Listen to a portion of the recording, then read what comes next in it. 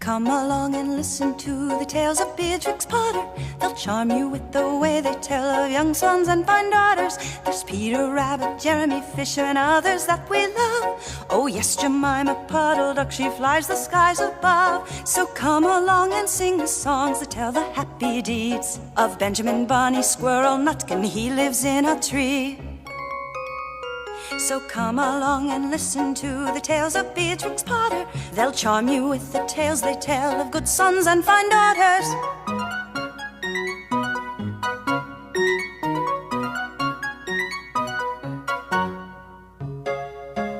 One morning, Benjamin Bunny sat upon a bank. He pricked his ears and listened to the trit, trot of a pony. A gig was coming along the road. Trit, trot, hear the music of the pony. Jaunting down the lane I see, leading a jig with a merry ring on this beautiful sunny morning.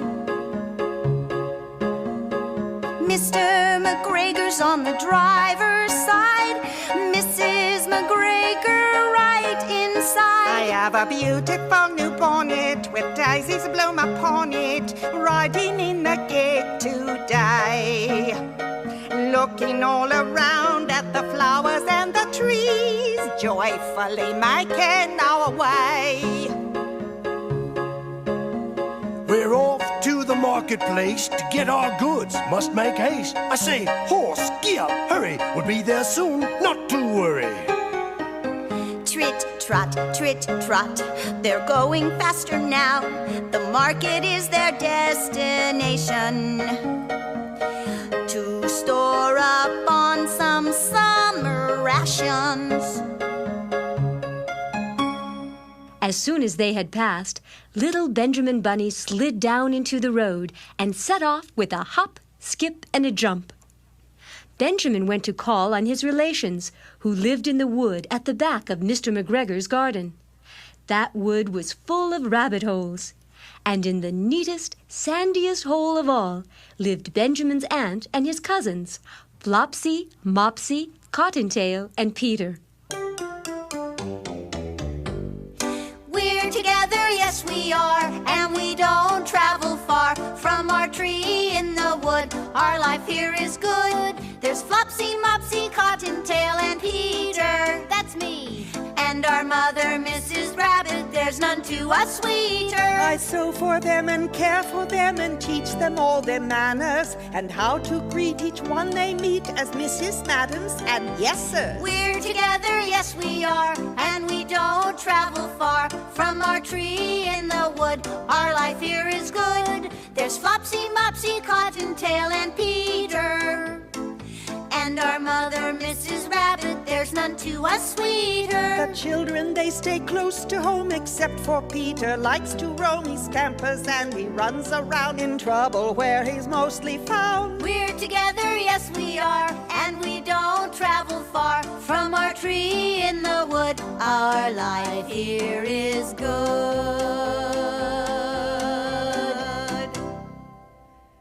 Old Mrs. Rabbit was a widow. She earned her living by knitting rabbit wool mittens and muffetees.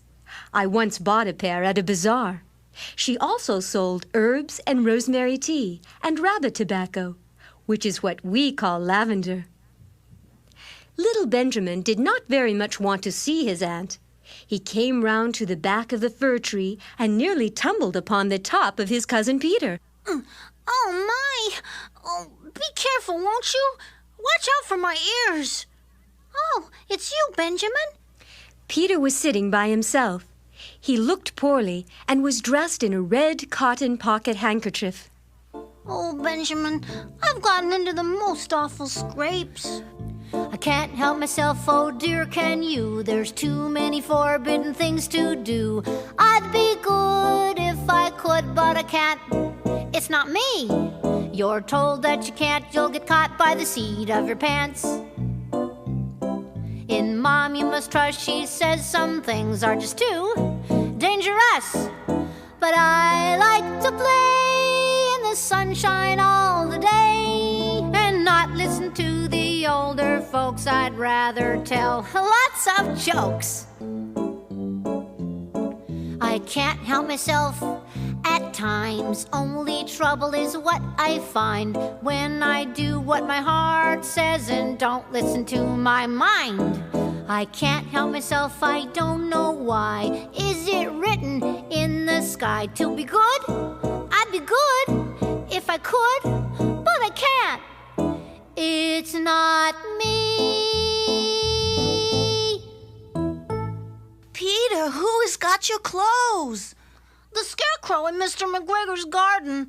Old McGregor chased me around the garden with a rake, and my coat button got caught in a gooseberry net, so I had to take it off. Mr. McGregor? Oh, I just saw him trotting off to the market with Mrs. McGregor. She was wearing her fine new bonnet, so I imagine they'll be gone the whole day. Then I hope it rains. Cottontail, Cottontail, fetch me some more chamomile for Peter. Oh dear, that's Mother. I think I might feel better if we went for a walk. They went away hand in hand and got upon the flat top of the wall at the bottom of the wood. From here they looked down into Mr. McGregor's garden. Look, Peter, there's your coat and shoes on the scarecrow. Let's creep in and get them. It spoils people's clothes to squeeze under a gate. The proper way to get in is to climb down a pear tree. I'll go first. Be careful, Peter. Mind how you go. That branch isn't very strong. It's all right. I won't fall. Oh, I did. Peter fell head first onto the ground. But luckily, the bed below had been newly raked and was quite soft. It had just been sown with lettuces. Benjamin was wearing little clogs, and so they left a great many odd footmarks. Now, Peter, the first thing to do is get back your clothes. The bunny cousins could plainly see Peter's coat and shoes hanging on the scarecrow, topped by an old tam-o'-shanter of Mr. McGregor's. They took the clothing off the scarecrow. There had been rain during the night. There was water in the shoes, and the coat was somewhat shrunk. Benjamin tried on the tam-o'-shanter. It's too big for you. Peter, let's fill your red pocket handkerchief with onions as a present for Mrs. Rabbit. Peter did not seem to be enjoying himself.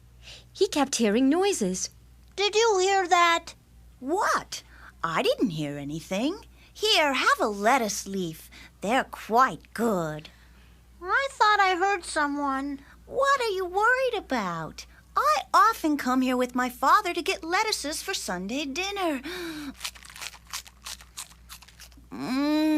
These lettuces are so fine. Do have some.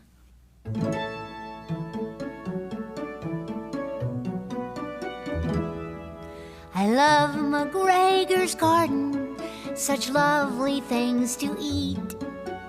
Cabbages and lettuce leaves all make a tasty treat. It doesn't matter if it's forbidden from Mr. McGregor, I'll stay hidden underneath my favorite tree. Munching away is where I will be. Peter didn't eat anything. He said he would like to go home. Presently, he dropped half the onions. We can't get back up that pear tree with a load of vegetables. Let's try this way. He led the way boldly towards the other end of the garden.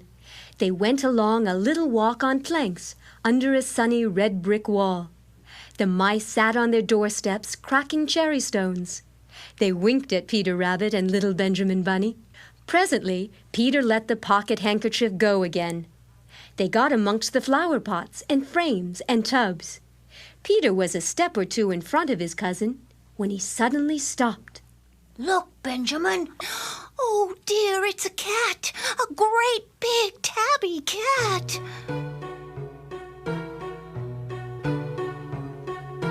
Oh no, a cat, my least favorite friend. No bunny likes a cat, on that you can depend. They creep, they crawl, they act so cunning. They set my little heart fast a-running.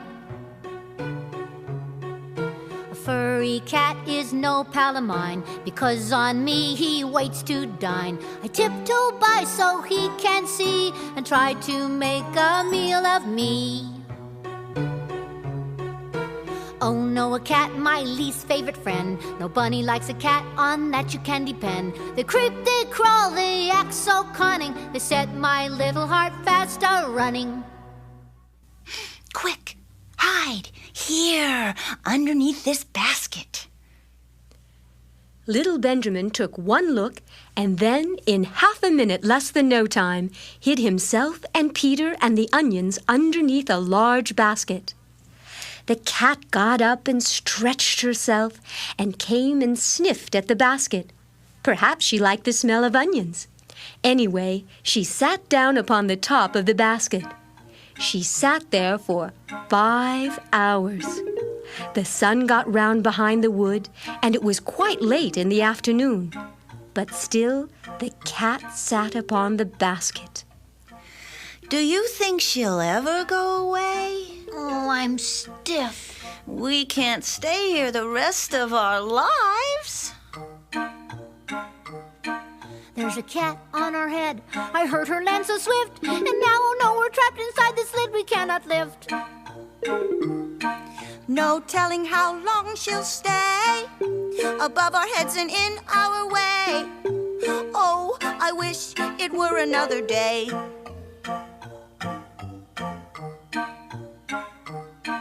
There's a cat on our head, and no escape looks near. It seems to me we must stay put, Crouching down on each cramped foot, we'll get out, I hope it's soon, at least before the nightly moon. These old onions are making me swoon.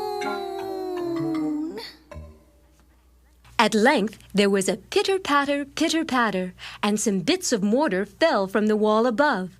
The cat looked up and saw old Mr. Benjamin Bunny, Benjamin's father, prancing along the top of the wall of the upper terrace. He was smoking a pipe of rabbit tobacco and had a little switch in his hand. Where's that son of mine? I'll give him something when I find him. Huh, a cat. I don't think very much of cats. Mr. Benjamin Bunny took a tremendous jump off the top of the wall onto the top of the cat, and cuffed it off the basket into the greenhouse, scratching off a handful of fur. The cat was much too surprised to scratch back. Mr. Bunny pushed the cat into the greenhouse and locked the door. He came back to the basket and took out his son Benjamin by the ears. Come here, Benjamin, my boy. No, Father, don't hold me by the ears. Oh! Now you, Peter. Then he took the handkerchief of onions and marched out of the garden. Mr. McGregor returned home about half an hour later and found several things which confused him. There were several funny little footmarks all about his garden, and he could not understand how the cat could have managed to shut herself up inside the greenhouse, locking the door on the outside. But by this time, Benjamin Bunny and Peter Rabbit were safely home. When Peter got home, his mother forgave him because she was so glad to see that he had found his shoes and coat. Cottontail and Peter folded up the pocket handkerchief, and old Mrs. Rabbit strung up the onions and hung them from the kitchen ceiling, with the bunches of herbs and the rabbit tobacco.